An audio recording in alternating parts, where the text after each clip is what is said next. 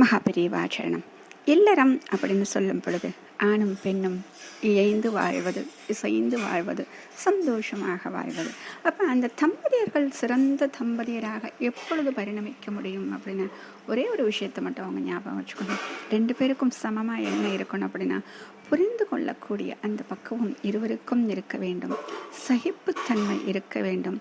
ஒருவரை ஒருவர் மதிக்கக்கூடிய தன்மை, ஆண்களாக இருந்தாலும் சரி பெண்களாக இருந்தாலும் சரி, ஒருவரை ஒருவர் மதிக்க கற்றுக்கொள்ள வேண்டும். பெண் தானே என்று அவர்களை மதிக்காமல் இருக்கவும் கூடாது, ஆண் தானே என்று அவர்களுக்கு அடங்கி இருக்கவும் கூடாது. ஆக 2 பேரும் இப்படி இருந்தால் ஆக புரிதல், சகித்தல், மதித்தல். சரி, அப்போ சிறந்த தம்பதியர் எப்படி இருக்க வேண்டும் என்றால், வறுமையில் கணவனை நேசிக்கக்கூடிய பெண், முதுமையில் மனைவியை நேசிக்கக்கூடிய ஆண், இவர்கள் இருவரும் தான் சிறந்த தம்பதியர். ஏன் அப்படின்னு பார்த்தீங்க அப்படின்னா, வறுமை காலம் அப்படிங்கிறது மிகவும் கொடுமையான காலம்.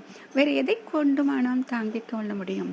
ஆனால் இந்த வறுமையை தாங்கிக் கொள்ள வேண்டும் என்றால் அந்த புரிந்துணரக்கூடிய அந்த பக்குவம் இருந்திருக்கும் இல்லையா?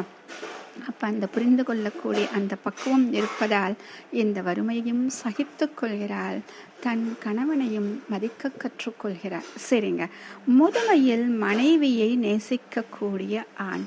முதுமை அப்படின்னு பார்த்தீங்க அப்படின்னா, வறுமை எப்படி கொடுமையதோ அதே போலத்தான் முதுமை. ஏன் அப்படின்னா, முதுமையில் தானே எவ்வளவு நோய்கள் உண்டோ அவ்வளவு நோய்கள் நம்மை வாட்டும். இந்த நோய்கள் மிக முக்கியமானது, மனதை வாட்டக்கூடிய கவலைகள்னு ஒன்று இருக்கு. இப்போ இருக்கக்கூடிய இந்த காலத்தில் குழந்தைகள் அவர்களை பாதுகாக்கிறார்களா, வைத்து காப்பாற்றுகிறார்களா என்றால் இல்லை. அப்போ அந்த ஒரு கவலை அவர்கள் வாட்டும் பொழுது அந்த பெண்ணுக்கு தொப்புள் கொடிதான் மிக உயர்ந்ததாக நினைத்து கொண்டிருந்திருப்பாள்.